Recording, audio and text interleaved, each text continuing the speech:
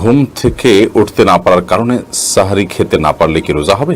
সাহারি খাওয়া কি আবশ্যক? যদি রমাদান মাসে কেউ ভোর রাতে সাহারি খেতে ওঠার সুযোগ না পান, এর মধ্যে ফজর ওয়াক্ত হয়ে গেছে, অর্থাৎ সাহারি খাওয়ার কোনো সুযোগই তিনি পেলেন না, তাহলে সেই ক্ষেত্রে তার রোজা হবে কিনা? উত্তর হলো তার রোজা হয়ে যাবে, তার সিয়াম হয়ে যাবে। এবং তিনি যদি কোনো কিছু না খেয়ে থাকেন, না পান করে থাকেন, অর্থাৎ সবে সাদিক থেকে নিয়ে, তাহলে সেক্ষেত্রে আলহামদুলিল্লাহ তার রোজা বিশুদ্ধ হয়ে যাবে। সাহারি খাওয়া এটি রমজান মাসে বা রমজানের বাইরে যে কোনো রোজার জন্য ফরজ বা আবশ্যিক কোনো বিষয় নয়। সাহারি খাওয়া এটি সুন্নাহ, সাহারি খাবারের মধ্যে বরকত রয়েছে।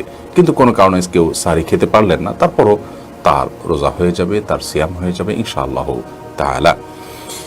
এরপরে যে প্রশ্নটি দেখতে পাচ্ছি, জান্নাতুল ফেরদাউস আপনি লিখেছেন, রোজার নিয়ত কখন থেকে করতে হবে? ফরজ রোজার নিয়ত এটি রাতের গভীরে, অর্থাৎ রাতেই করতে হবে, রাতের মধ্যভাগে কিংবা শুরুতে, শেষে, যেভাবেই হোক সাদিকের আগে আগে রাতের মধ্যেই করতে হবে জমহুর উলামাদের মতে, অর্থাৎ হানাফি, মালিকি, শাফি এবং হাম্বলি ফোকাহে কেরামের মতে। তবে ফোকাহে আহনাফ এর মতে দিনের বেলায় দ্বিপ্রহরের আগে আগে নিয়ত করলেও কিন্তু রমজানের ফরজ রোজা আদায় হয়ে যাবে। তবে অন্যান্য যে নফল রোজাগুলো আছে সেগুলো দিনের বেলা দুপুরের আগে আগে পর্যন্ত নিয়ত করলেই হয়ে যাবে সবার সর্বসম্মতিক্রমে। তাহলে খোলাসা কথা হলো, রমজানের ফরজ রোজার নিয়ত রাতেই করতে হবে অনেক ফোকাহে কেরামের মতে। তবে হানাফি ফোকাহে কেরামের মতে ইমাম আবু হানিফা রাহিমাহুল্লাহর মাযহাব অনুপাতে, তার থট অনুযায়ী দিনের দুপুরের আগ পর্যন্ত যদি এই সময়ের মধ্যেও নিয়ত করে ফেলে কেউ, তাতেও তার রমজানের ফরজ রোজা আদায় হয়ে যাবে। তবে শর্ত হলো এর মধ্যে পান বা আহার বা রোজা ভঙ্গকারী কোনো কিছু না করে থাকতে হবে। এরপর ইমাম হোসেন আপনি লিখেছেন, রোজা রাখা অবস্থায় কি হিজামা করা যাবে? রোজা রাখা অবস্থায় হিজামা করা যাবে কিনা, হিজামা করলে রোজা ভঙ্গ হবে কিনা, এই বিষয়ে কাপিং থেরাপি বা হিজামা যেটাকে আমরা বলছি, এইটিকে এ বিষয়ে ফোকাহে কেরামের মধ্যে দুটি মত রয়েছে। বেশিরভাগ ফোকাহে কেরামের মতেই হিজামা করলে রোজা ভঙ্গ হবে না, কারণ আবু সাঈদ খুদরি রাদিয়াল্লাহু তাআলা বর্ণিত সেই প্রসিদ্ধ হাদিসটি থেকে আমরা জানতে পারি, নবী করিম সাল্লাল্লাহু আলাইহি ওয়াসাল্লাম রোজা রাখা অবস্থায়, সিয়ামরত অবস্থায় তিনি হিজামা গ্রহণ করেছেন। অতএব এটি রোজা ভঙ্গ করবে না। এটি হলো জমহুর উলামা ইকরামের মত। যদিও ফোকাহে হানাবেলা বা আহমদ ইবনে হাম্বল রাহিমাহুল্লাহর যে থট, সেই থটের অনুসারে উলামা ইকরামের কেউ কেউ, যেমন ইবনে তাইমিয়া রাহিমাহুল্লাহ, ইবনে বাজ রাহিমাহুল্লাহ, ইবনে উসাইমিন রাহিমাহুল্লাহ সহ অনেকের মতেই যদি রোজা রাখা অবস্থায় কেউ হেজামা করেন তাহলে তার রোজা ভঙ্গ হয়ে যাবে। এবং এক্ষেত্রে তারা সেই হাদিস দিয়ে দলিল দিয়ে থাকেন যে হাদিসের নবী আলাইহিস সালাম বলেছেন, আফতার আল হাজিমু ওয়াল মাহজুব।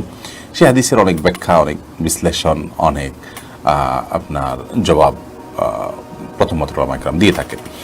যাই হোক, তো খোলাসা কথা হলো যে জমহুর বা সংখ্যাগরিষ্ঠ আমাদের মতে হিজামা করলে রোজা ভঙ্গ হবে না। মাইশা জেরিন আপনি লিখেছেন, সিয়াম রেখে আল্লাহর সন্তুষ্টি লাভের আশা করার পাশাপাশি কি ওজন কমানোর ইচ্ছা রাখতে পারবো? আপনি সিয়াম রেখেছেন আল্লাহ তাআলার সন্তুষ্টি লাভের আশায়, ফরজ যে দায়িত্ব আছে সেটি পালন করার জন্য। এর পাশাপাশি যদি স্বাস্থ্যগত যে উপকারিতা আছে সিয়ামের, ধরুন শরীরের মেদ কমানোর জন্য, অতিরিক্ত চর্বি কমানোর জন্য, বার্ন করার জন্য আপনি সিয়াম পালন করছেন, বা ডাক্তার আপনাকে ফাস্টিং করার নির্দেশনা দিয়েছেন, সেটি পালন করতে গিয়ে আপনি সিয়াম পালন করছেন, এই দুটিকে যদি আপনি সমন্বয় করেন, তাহলে সেক্ষেত্রে আপনার মূল উদ্দেশ্য যদি হয় ফরজ সিয়াম পালন করা এবং পাশাপাশি স্বাস্থ্যগত উপকারিতাটা হচ্ছে, এটি আপনার ইস্তেহজার হলো, এটি আপনার মনে হলো, মাথায় আসলো জাস্ট, তাতে কোনো অসুবিধা হবে না, আপনার রোজা হয়ে যাবে। আর যদি আপনার সিয়ামের ক্ষেত্রে ডাক্তার আপনাকে যে সিয়াম রাখতে বলেছেন সেটি হয় আপনার মূল উদ্দেশ্য, পাশাপাশি সওয়াবের আশা করেন, আপনি নিয়ত করেন, তাহলে সেক্ষেত্রে এই সিয়াম হবে না, অর্থাৎ সওয়াব এর মাধ্যমে এটি হবে না।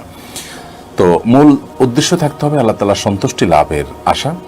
এর পাশাপাশি আমাদের যে স্বাস্থ্যগত উপকারিতা হয়ে যাচ্ছে সেটি আমাদের মাথায় আসতে পারে, সেটি আমাদের মনে আসতে পারে, সেটি আমাদের জেহনে মুস্তাহজার হতে পারে, উপস্থিত হতে পারে, তাতে কোনো অসুবিধা হবে না ইনশাআল্লাহ।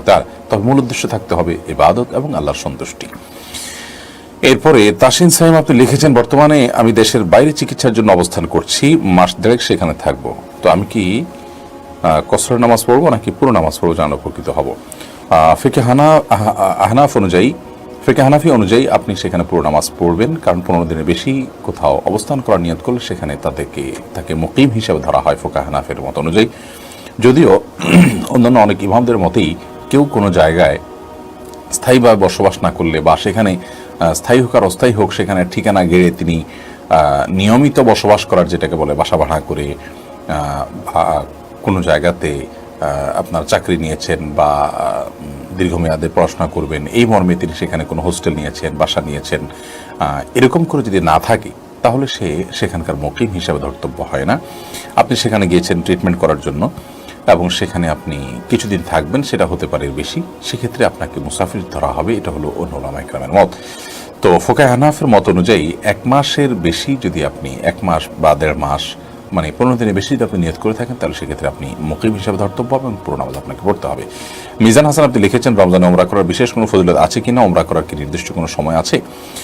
রমজান ওমরা করার ফজিলত রয়েছে। নবী করিম সাল্লাল্লাহু আলাইহি ওয়াসাল্লাম থেকে হাদিস বর্ণিত হয়েছে, উমরাতুন ফি রমাদান তা'দিলু হাজ্জাতান মাই, অর্থাৎ রমাদান মাসে কেউ যদি ওমরা করে তাহলে তার মর্যাদা হলো সে আমার সাথে হজের যে সওয়াব, নবী করিম সাল্লাল্লাহু আলাইহি ওয়াসাল্লাম বলছেন, তার সাথে হজ করলে যে সওয়াব হতো সেরকম সওয়াবের ভাগীদার হবেন রমাদান মাসে কেউ ওমরা করলে।